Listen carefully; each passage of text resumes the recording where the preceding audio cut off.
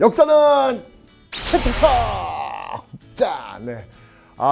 여러분들, 저 지금 방금 부여에 있는 부여고등학교를 또 다녀왔습니다. 와, 이 부여고등학교 학생들은요, 진짜 그 백제 역사에 대해서 다른 어느 지역 학생들보다 많이 알고 있더라고요. 저 정말 깜짝 놀랐어요. 아무리 보면 그럴까 했는데 확실히 다르더군요. 네, 제가 좀 감동받고 왔습니다. 거의 뭐. 자, 여러분들, 여러분들 그 공부를 할 때 제가 하나 팁을 좀 드릴게요. 좀 공부가 굉장히 힘들잖아요. 그죠? 앞으로 좋은 일이 좀 벌어질 거라고 생각을 하면 좀 기분이 좋아지면서 공부에 집중이 됩니다. 그러니까 무슨 말이냐면 좋아질 것들을 좀 미리 만들어 놓으세요. 예를 들면 오늘 여러분들 드디어 이제 이 고려 시대가 끝나요. 네, 끝나면 여러분들도 칭찬을 스스로 좀 많이 해주셔야 돼요. 그래서 오늘 단원이 끝나니까, 중세단이 끝나니까 오늘은 이렇게까지 열심히 했던 나를 위해서 뭔가 좀 해줘야지. 맛있는 거 하나라도 좀 뭔가 좀 먹는 그런 계획 같은 걸 좀 세워놓으세요. 오늘 끝나면 오늘은 떡볶이 먹는 날.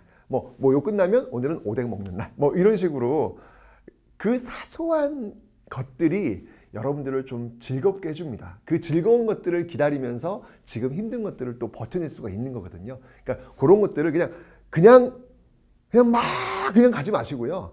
중간중간마다 여러분 스스로 좀 칭찬해 줄 수 있고 여러분을 좀 위로해 줄 수 있는 그런 이벤트를 좀 마련해 주시면 좋지 않을까라는 생각이 들어요. 그럼 힘들더라도 기분이 좋아집니다. 아시죠, 여러분들? 자, 이벤트 만들어 놓으세요. 자, 오늘 고려 끝납니다. 자, 고려 출발!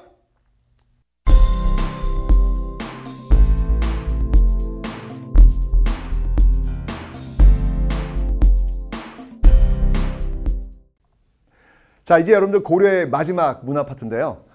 우선 너무 중요하죠. 고려는 불교의 나라거든요. 그래서 불교와 관련된 문제는 꼭 나올 가능성이 높습니다. 자, 우선 여러분들 우리 그 고대에도 왜 고대 불교 배우면서 특히 통일신라 때 그 대표적인 인물 배우셨죠? 기억나요? 원효, 의상, 해초. 이 세 명 기억나죠? 고려도 역시 마찬가지로 중요한 사람 3명이 있어요. 네, 꼭 기억을 좀 해 놓으셔야 되겠습니다. 먼저 전기와 후기로 좀 나누어서 볼게요. 여러분들 늘 얘기했지만 그 기준점은 뭐다? 1170년 무신정병이다. 고려 전기와 고려 후기로 나눈다라는 말씀 드렸습니다. 자, 일단 여러분들 고려 전기에 활약했던 그 고승 중에 한 명이 누가 있냐면요. 바로 대각국사의천이라고 있습니다. 네, 대각국사의천이라고 있는데 이 의천 같은 경우에는요. 어느 종파와 연결이 되냐면 바로 천태종과 연결이 됩니다. 자, 천태종과 연결이 되고요. 당시 여러분들 고려 승려는요. 정말 귀족 중에 귀족이라고 보시면 돼요. 굉장히 높은, 아주 존경을 많이 받는 그런 위치였습니다. 조선의 승려와 고려의 승려는 다르다 보시면 돼요. 의천도요. 왕자의 왕자 출신이에요. 그러니까 빵빵한 그런 집안의 자제들이 이렇게 승려가 되었다라는 거 봐두시면 되는데 이 당시에 의천이 설파했던 여러 교리 중에서 어떤 게 있냐면 바로 정해쌍수라는 게 있습니다. 굉장히 중요한 포인트인데 자, 갑니다. 바로 이 정이라고 하는 건 뭐냐면 여러분들 정해쌍수입니다. 자, 정해쌍수 제가 조금 이따가 설명드릴 거고요. 바로 교관겸수라는 게 있습니다. 자, 교라고 하는 건 뭐냐면요. 말 그대로 말씀이에요. 교리예요. 이거는 교종과 연결이 됩니다.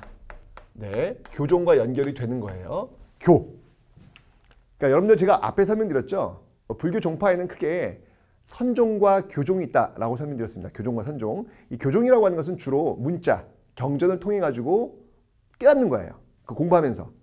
반면에 선종이라고 하는 것은 뭐냐면 참선을 통해서, 참선 수행을 통해서 깨달음에 다다르는 것. 그래서 스승이 중요하고 그래서 선종이 유행하면 승탑이 유행한다 라고 말씀드렸고 이 선종 누구나 다 부처가 될 수 있다. 누구나 다 왕이 될 수 있다. 그래서 호족들이 좋아했다 라고 말씀드렸죠. 그죠? 자, 그런데 이 의천은요. 그렇게 분리되어 있는 교종과 선종을 통합하려고 해요.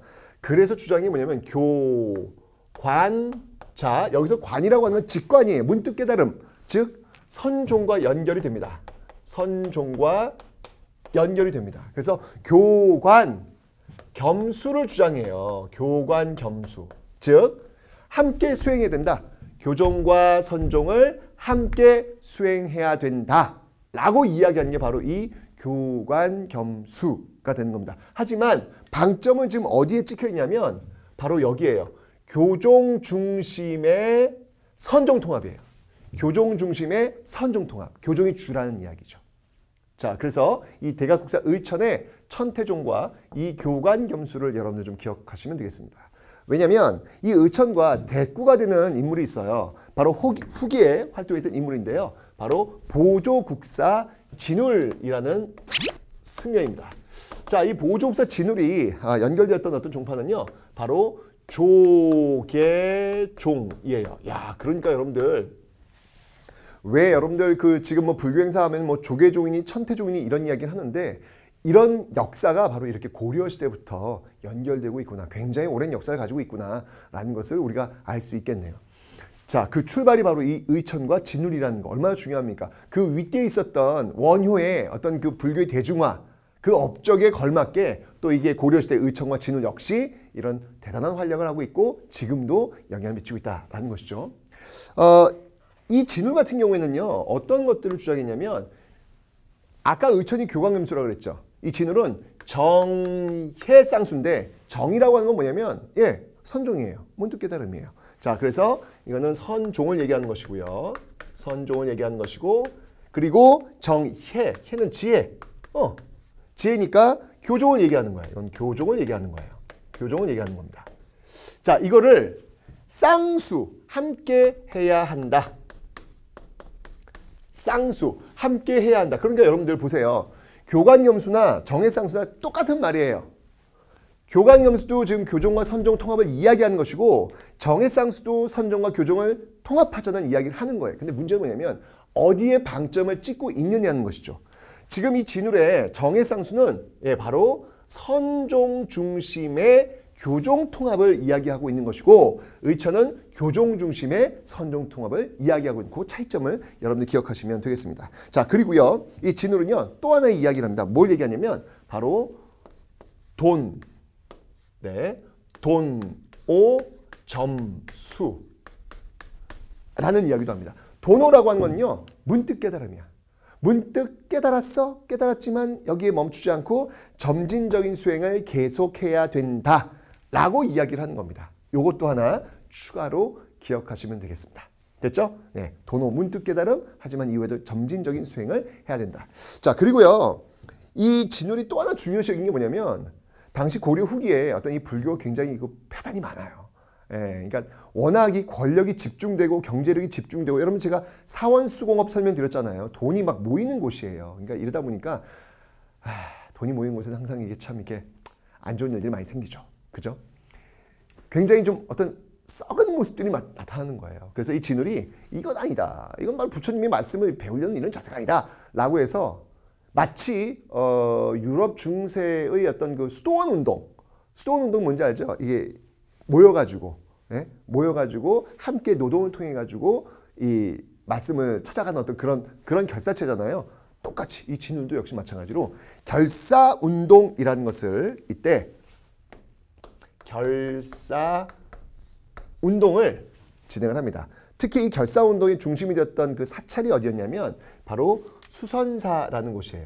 바로 수선사 결사 라는 그런 결사운동 모여가지고 우리 부처님의 말을 한번 함께 노동을 통해 가지고 부정과 비례에 연루되지 말고 한번 배워보자 라고 하는 결사운동을 또 전개했던 그런 승려가 바로 진울인데 이 진울의 제자가 있어요. 이 제자가 누구냐면 이 진울의 제자가 바로 해심이라는 인물이에요. 해심. 이 해심은 또 뭘 주장하냐면 이 해심은 유교와 불교가 비슷한 점이 상당히 많다라고 하는 유불일치설을 또 내놓습니다.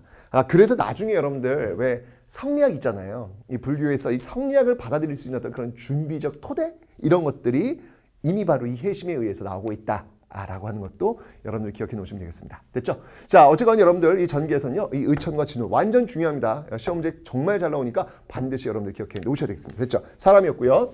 자, 이번 여러분들 불상입니다. 불상. 그 부처님의 상을 하고 있는 대표적인 불상. 근데 이거 이름 같은 거 외우지 마세요. 제가 고대도 얘기했어요. 이름 외울 필요 없고 사진 보고 이게 어느 시대야 이 정도만 이야기하면 됩니다. 자, 먼저 고려 전기의 대표적인 불상 한번 가보도록 할까요?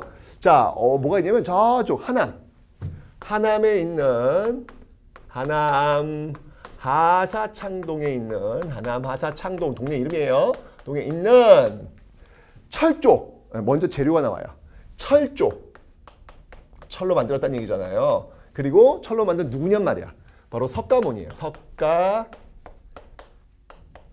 하남 하사창동 철조 석가 열의 좌상이 있어요. 열에 앉아있는 상이라는 얘기죠. 좌상이 있습니다. 자, 이 하남 하사창동 철조 석가 열의 좌상은 어떤 특징이냐면 바로 초기 철불. 바로 초기 철불. 이 초기에 철로 만든 어떤 그 불상 제조가 상당히 많았구나라고 하는 것을 보여주고 있습니다. 뭐 여러 가지 이야기가 있는데 왜 그러면 철로 만들었냐? 태조 왕건이 이제 삼국을 통일했잖아요. 후삼국을 통일했잖아요. 그러니까 이제 전쟁하면 안 돼, 더 이상. 그죠? 그래서 그 무기들을 다 걷어가지고 다 녹여서 바로 이렇게 불상을 만들었다라는 이야기가 전래됩니다. 뭐 그럴듯하게 연결이 되죠, 여러분들. 그죠? 전쟁 끝났고 사실은 이제 태조 왕건의 어떤 그 왕권을 강화시켜야 되는 그런 상황이니까 어떤 호족들이 갖고 있는 무기들 위협일 수 있겠으니까 이런 식으로 해서 싹 거두어들이는 그런 모습도 있겠다라는 생각이 드네요. 그래서 초기에는 이렇게 철불들이 많이 나왔다라는 거 기억해 두시고요. 그 다음에 또 뭐가 있냐면 저기 논산에 한번 가시면 논산에 가시면요. 그 관촉사가 있어요. 관촉사. 논산 관촉사에 가시면 석조, 논산 관촉사, 석조. 잠시만요.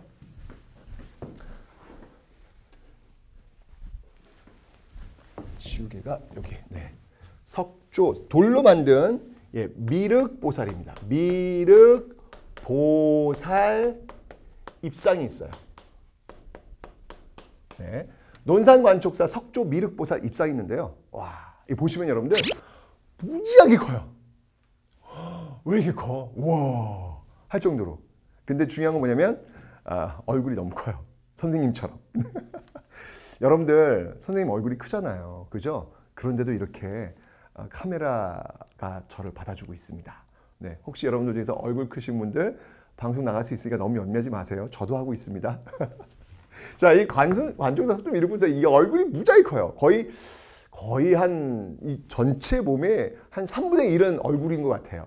굉장히 큰데 이건 뭘 의미하는 거냐면 바로 초기의 어떤 그런 거대 불상, 이런 거대 불상들을 굉장히 많이 만들었구나라는 거. 특히 이제 이런 걸 보면요, 특히 이 개성이 굉장히 뚜렷해요. 이게 왜 그럴까? 여러 가지 이유가 있겠지만 여러분들 이 고려를 세운 사람들은 지방 호족이잖아요. 그죠? 이 지방 호족들의 어떤 모습을 닮아낸 그 지방의 어떤 특색, 지방색을 많이 담아내고 있기 때문에 상당히 어떤 개성적인 어떤 그런 모습들이 많이 나타나고 있더라. 그러니까 이 앞에 있었던 통일신라는 중앙에서 모든 걸 통제하고 있잖아요. 그러니까 이 왕을 닮은 중앙 집권적인 그런 모습들 속에서 석굴암 본존불 같은 완벽한 형태의 어떤 모습들이 나오는 반면에 고려는 호족들이 세운 나라예요. 그러니까 여러 그 지방 호족들이 세웠기 때문에 그 지방의 어떤 특색들이 이렇게 담겨내면서 굉장히 개성적인 어떤 그런 모습들을 보인 게 아닐까 이렇게 볼 수 있다는 이야기죠. 자, 그 다음에 여러분 또 하나 기억할 게 뭐냐면요. 바로 부석사에 가시면요. 영주, 경상북도 영주에 가시면 부석사가 있어요. 네, 부석사가 있는데 이 부석사에 소조라고 하는 건 이제 흙이죠. 흙을 이렇게 붙여가지고 만든 거예요. 소조 어느 불상이냐면 아미타 열에 좌상이 있습니다. 아미타 열에 앉아있는 상이 있다는 이야기죠. 이 영주 부석사 소조 아미타 열의 좌상의 특징은 뭐냐면요. 상당히 여러분들 그 통일신라 그 석굴암 본존불 있잖아. 그 석굴암 본존불과 아주 비슷하게 생겼어요. 그래서 이것은 바로 신라 양식을 계승했다. 이렇게 볼 수가 있겠습니다. 굉장히 유사한 어떤 그런 모습들을 보이고 있다는 이야기죠. 그러니까 여러분들 이런 것들 제가 이렇게 하얀색으로 쓴 이유는 뭐냐면 그냥 사진만 보시고요. 이게 어느 시대인지만 기억하시면 돼요. 고려시대 불상이다라는 건 사진만 보시고 이해하시면 충분합니다. 이거 어디 다 외워, 이거를 다. 외울 필요 없어요, 여러분들. 그냥 딱 사진 보시고 이거 고려시대야 이해하시면 됩니다. 고려시대 특징이 철불, 평화, 그리고 거대해, 그리고 신라의 승 양식 요 정도만 기억하시면 되겠습니다. 됐죠? 네, 불상은 요 정도면 끝! 자, 다음은 불탑을 한번 보도록 하겠습니다. 자, 불탑에서는요. 와, 완전 시험에 잘 나온 게 있어요. 뭐냐면 일단 전기에 유행했던 그 불탑 중 대표적인 게 뭐냐면 여러분들 그 평창 있죠? 평창. 예, 평창에 가시면 평창 올림픽. 예, 평창 그 월정사 팔각 9층 석탑이 있어요. 팔각 9층 석탑이 있는데 특히 여러분들 이 월정사 가는 길이 너무 예쁘다. 진짜 예뻐. 그 전나무길이 완전 예뻐. 여러분 겨울에 이번 수능 끝나고 나서 혹시 여러분들 뭐 남자친구나 여자친구가 있으면 함께 같이 가세요. 같이 가시면요. 눈 내린 그 위에 눈이 내리면 이렇게 사람들 많이 안 오잖아. 그죠? 그 하얀 위에 자신의 발자국을 내면서 한번 가보세요. 그리고 휴대폰에다가 노래 하나 틀어놓으세요. 네, 러브스토리 루루루루루루루루루 나 잡아봐라 하고 넣어보시면 아주 멋진 추억을 만들 겁니다. 네, 이 전나무도 아주 너무 예쁘고요. 굉장히 길이 너무 예뻐요. 꼭 한번 여러분들 늘 저기 어둡고 침침한 그런 공간으로만 들어가려고 하지 마시고요. 이렇게 맑고 신선한 공기를 마음껏 쐬고 너무나도 아름다운 이런 곳에 수능 끝나고 꼭 한번 가보세요. 이런 것들을 버킷리스트에 여러분들 좀 적어 놓으시라고요. 그래야 여러분들 좀 힘든 시간들을 버텨낼 수 있습니다. 수능 끝나면 나 뭐 해야지? 라는 거 쭈르륵 적어 놓으시면 힘이 날 거예요, 여러분들. 오케이? 자, 그 중에 하나 추천드립니다. 바로 월정사 한번 꼭 한번 가보시기 바랍니다. 자, 그 다음에 진짜 시험에 잘 나오는 건 뭐냐면요. 바로 이게 시험에 잘 나와요. 그 후기에 있었던 탑인데 바로 개성에 있었던 경천사지 10층 석탑이 있어요. 개성에 있었던 경천사지 10층 석탑이 있습니다. 자, 이게요 지금 이게 왜 정말 시험에 잘 나오는데 이게 왜냐면 일단 여러분 10층이죠. 원래 우리나라 탑은요 이렇게 짝수 안 써요. 자, 보세요. 다 홀수잖아. 뭐 3층, 5층, 9층. 우리나라 탑은 다 이렇게 홀수를 쓰는데 10층이에요. 이상하지? 우리나라 스타일이 아니라는 거예요. 이 모습도 우리나라 스타일이 아니에요. 이건 뭐냐면 바로 고려 후기 원간섭기, 즉 원간섭기 원의 영향을 받은 것이다. 네, 너무 중요합니다. 여러분 시험에 정말 잘 나옵니다. 사진 잘 보셔야 돼요. 이름은 외울 필요는 없고요. 사진 보시고요. 원의 영향을 받은 탑이다. 라는 거 기억해 놓으시면 되겠습니다. 이 개성 경천사지 10층 석탑은요. 지금 어디 있냐면요. 예, 바로 서울에 있습니다. 서울 네, 국립박물관, 국립중앙박물관에 있어요. 그 실내에 있어요. 이게 왜 실내에 있냐면 이게 여러분들 원래 우리나라 탑 같은 경우에는 그 화강암으로 만들잖아요. 근데 이 탑은 대리석으로 만들었어요. 그러니까 확실히 달라. 우리 스타일이 아니야. 그러다 보니까 이게 비가 오면 녹아요. 굉장히 상하기 때문에 그래서 실내로 들어와 있다라는 것도 기억하시면 되겠습니다. 자, 이렇게 해서 여러분들 불교의 나라 고려, 이 고려에서 정말 유명한 승려와 그리고 불상불탑 살펴봤습니다.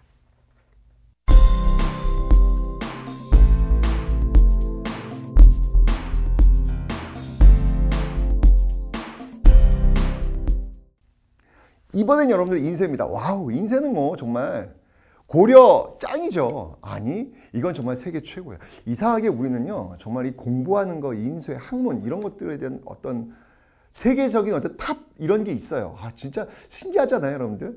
이 같은 시대에 살고 있었던 많은 사람들, 많은 나라들 중에서도 이렇게 이 고려라는 나라가 이렇게 인쇄술에 굉장히 조예가 깊다라고 하는 것은 놀랍습니다. 진짜 뭔가 어떤 그 DNA가 있나 봐요. 우리는 어떤 이게 공부라든지 교육이라든지 이런 것들에 대한 DNA가 굉장히 있지 않나라는 생각이 드는데 여러분들 이 고려 전기의 그 목판 인쇄물 나무에다가 글자를 새겨가지고 만들었던 대표적인 목판 인쇄물 있다라고 제가 설명드렸어요. 기억나요, 여러분들? 거란족 초들 왔을 때 만들었던 거? 그렇죠. 바로 초조대장경이 되겠습니다. 이 초조대장경을 만든 이유는 무엇이다? 네, 바로 거란족의 침입을 한번 물리쳐 보겠다라고 해서 만들었다라고 설명드렸어요. 그런데 이 초조대장경이 빰빰빰빰빰빰빰빰빰빰 네, 바로 불타버립니다. 불타버립니다. 왜? 바로 몽골 침입 시에 불타버리더라 라고 설명을 드렸잖아요.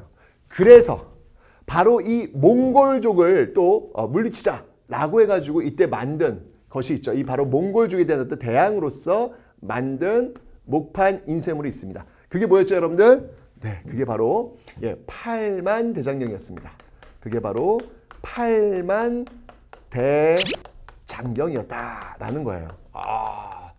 이게 지금 이게 판 하나에 이런 게 8만 개 이상 있는 거예요. 거기 글자를 저는 정말 이게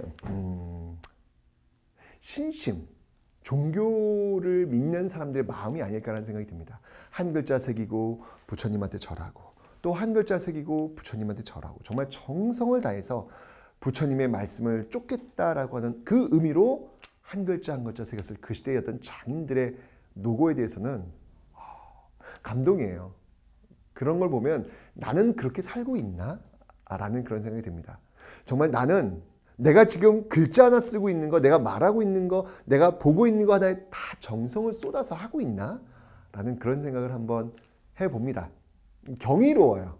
이런 걸 보고 있으면 정말 경이롭다라는 생각이 듭니다. 바로 이런 8만 대장경을 조판했다라는 거 받으시면 되고요.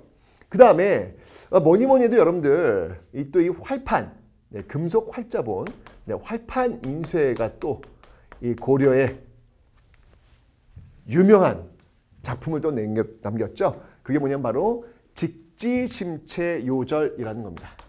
직지심체요절.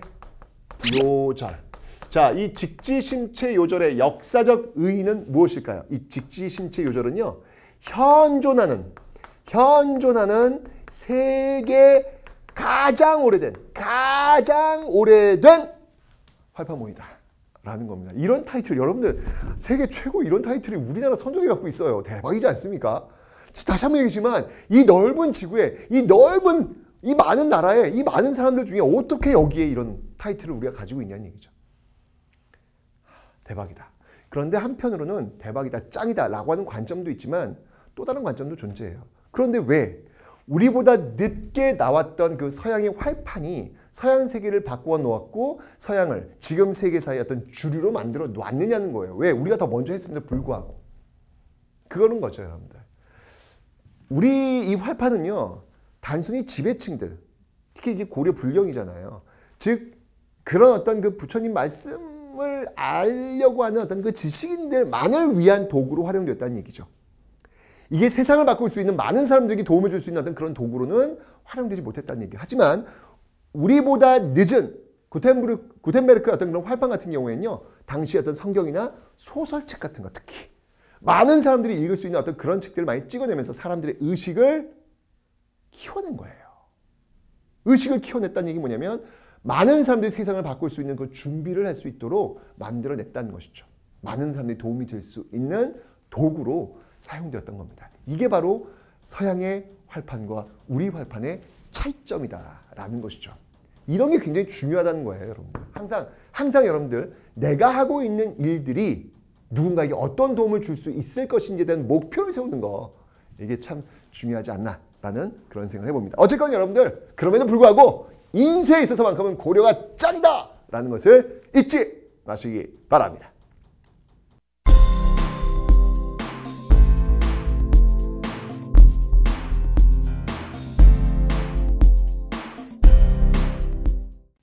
자, 이제 마지막으로 여러분들 자기와 건축에 대해서 볼게요. 자기. 네, 뭐야? 왜 이래요? 도자기 얘기하는 거예요. 자기에는요, 그러니까 고려 전기 굉장히 유행했던 자기로서는 순청자가 있어요. 순청자라고 하는 건 뭐냐면 어떤 뭐 색깔 무늬라든지 이런 문양 같은 걸 넣지 않고 있는 그대로 청자빛깔 그대로 나는 걸 가지고 모양을 만들었다든지 그대로 어떤 그릇을 만들어낸 것을 순청자라고 합니다. 뭐 오이 모양도 있고 뭐 이렇게 향로 모양도 있고, 진짜 송나라 사신이 와가지고 이 고려 도자기를 본 다음에 고려 자기를 본 다음에 뭐라 그랬어요? 이거야말로 바로 비색이다. 야, 어떻게 이런 색이 나오느냐라고 이야기를 할 정도로 저도 너무 진짜 이 청자를 바라보고 있으면 미치겠어요, 진짜. 정말 화려해요. 그러니까 화려함 속에 무언가의 쓸쓸함도 있는 것 같아요. 왜냐하면 이 고려가 불교의 나라잖아요. 불교의 나라다 보니까 뭔가 어떤 그 비어있음 이런 것들이 은연중에 이렇게 많이 들어가 있거든요. 예술품에. 그런 것들도 좀 느껴지는 것 같고, 하여튼 저는 이 청자 있는 그 박물관에 가끔 가면요, 그거 바라보는 것만으로도 시간 가는 줄 모르겠더라고요. 너무 좋아요. 여러분들 한번 저랑 한번 같이 가줘야 돼. 내가 한번 시간 되면 같이 가서 한번 왜 고려 청자가 좋은지를 한번 보여드려야 될 텐데. 고려 후기는요, 여러분들. 고려 후기는 좀 더 발전해서 뭐가 있냐면 상감청자라는 게 또 유행을 합니다. 상감청자가 유행을 한다. 그러니까 이건 뭐냐면 상감 기법이죠. 여기 이제 흙에다가 이렇게 이제 상감으로 이제 파놓은 다음에 거기다가 이제 백토 하얀색 흙을 좀 이렇게 집어넣어 가지고 그걸 자체로 이제 무늬를 만들어내는 거예요. 아, 이거 대단하죠. 그게 이게 라인은 하얀색을 그은 게 아니라니까. 거기다 하얀색 흙을 발라 넣은 거라니까요. 그래서 문양을 만든 겁니다. 대단하죠. 이런 상감청자가 또 유행했다라는 것도 기억해 놓으시면 되고요. 그 다음에 후기에 그 남아있는 건축이 하나 있는데요. 하나가 아니라 뭐 여러 가지 있는데 그 대표적인 건축을 보면요. 예, 바로 앞에서 여러분들 영주 부석사 소조 아미타 열의 좌상 보셨죠? 그 영주 부석사 소조 아미타 열의 좌상이 들어가 있는 건물. 바로 영주 부석사. 예, 바로 영주 부석사 무량수전. 무량수전. 요 건물이에요. 이 무량수전은 여러분들 뭘로 유명하냐면 정말 이게 그 기둥을 보시면 약간 이게 배가 좀 볼록 나와 있어요. 그래서 요거는 배흘림 기둥. 배흘림 기둥으로 만들어져 있고, 그리고 여러분들 주심포 양식이에요. 그리고 주심포 양식이다. 이건 뭐냐면 기둥 주자예요. 기둥에 그 위에 공포라 그래요. 그러니까 지붕을 받치고 있는 그 포라고 하는데 이게 기둥 위에 이렇게 올라가 있는 건데, 주심포는 뭐냐면 다포도 있어요. 다포는 뭐냐면 마늘달잘 써가지고 기둥 위에 공포가 있는 것뿐만 아니라 기둥과 기둥 사이에 기둥이 없는데도 불구하고 공포가 있는 것들도 있어요. 이걸 다포라 그래요. 포가 많다고 해서. 근데 이거는 기둥과 기둥 사이는 없어요. 그냥 쭉 연결돼 있고 그냥 포가 기둥 위에만. 주심이잖아. 마음심자 가운데라는 얘기잖아요. 그 기둥 가운데 포가 올라와 있는 양식해서 주심포 양식이라고 있는 건데, 이런 주심포 양식이 고려 전기부터 유행해가지고 남아있는 뭐 건축물들이 몇 가지가 있는데 대표적인 바로 영주 부석사 무량수전이다. 여러분 여기 역시 마찬가지로 제가 수능 끝나고 나서 한번 추천해드리는 그런 곳입니다. 우리나라에서 가장 아름다운 절집, 최고의 절집이라고들 이야기를 많이 합니다. 도대체 얼마나 아름답길래. 여러분 한번 수능 끝나시 한번 꼭 가보세요. 매표소에서 표를 산 다음에 여기까지 가시는 동안 절대로 뒤를 돌아보시면 안 돼요. 매표소에서 표를 사가시고 쭉 무조건 직진이야. 쭉 올라오신 다음에 바로 이 맨 끝에 이 영주 부석사 무량수전이 있거든요. 그 부석사 무량수전 그 배흘림 기둥에 손을 딱 터치하기 전까지는 절대로 뒤를 돌아보시면 안 됩니다. 터치하지 않았는데 뒤를 돌아보는 순간 여러분들 요거는 한번 직접 가서 한번 여러분들이 경험해 보시기 바랍니다. 자, 이렇게 해서 여러분들 전기와 후기, 자기와 건축물 살펴봤습니다.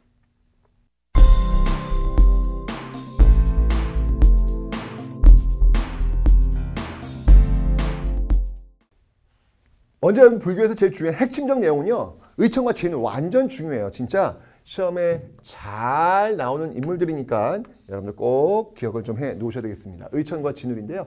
의천의 천태종, 교관겸수 잊지 마시고요. 진울의 조계종, 정해, 쌍수, 그리고 결사까지. 요거 꼭 기억하시기 바랍니다. 자, 불상에서는요, 사진 보고 이거 어느 시대야 라고 이해하시면 되겠습니다. 그것만 해주세요. 자, 그 다음에 불탑. 완전 시험 잘 나온 거 개성 경천사 10층 석탑, 이거 원의 영향 원간섭기 어떤 그 문화유산이라는 사실 반드시 기억하셔야 됩니다. 자, 그리고 인쇄에서는요, 세계 현존 최고, 현존 세계 최고, 바로 직지심지 요절이 있다는 거, 요거 고려 기억하시면 되고요. 그 다음에 이제 자기와 건축에서는 뭐 이런 것들이 있다. 이것도 역시 사진 보시고 그냥 이해하시는 정도면 되겠습니다. 이렇게 해서 드디어 고려 시대가 끝났습니다. 야, 정말 열심히 달려보겠습니다. 여러분 화이팅입니다. 오늘은 끝났으니까 아이스크림이라도 하나 좀 지금 나가서 뭐라도 하나 꼭 먹으면서 스스로한테 잘했어. 야, 넌 잘했어. 멋진데. 이렇게 한번 이야기해 주세요. 아시죠, 여러분들? 늘 이벤트를 만드시기 바랍니다. 여러분들은 짱입니다!